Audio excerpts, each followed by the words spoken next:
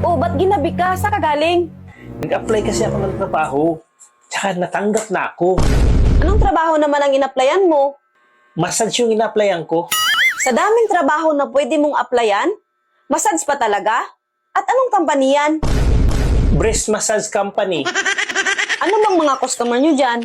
Karamihan daw sa mga customer namin doon, mga babae. Tsaka ang gaganda pa daw talaga. Ayan!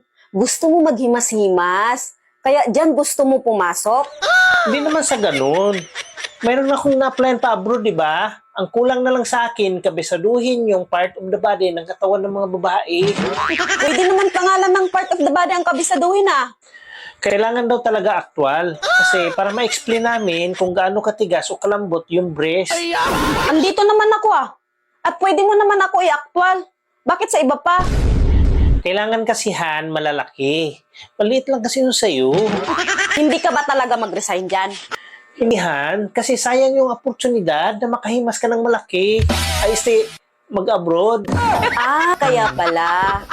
Gusto mo humimas ng malalaking dibdib. Kung hindi ka mag-resign sa trabaho mo, mag-a-apply din ako ng trabaho. Mas okay yun, Han. Dalawa na tayo kumikita. Ano bang trabaho yung applyan mo? Massage din. Anong company naman?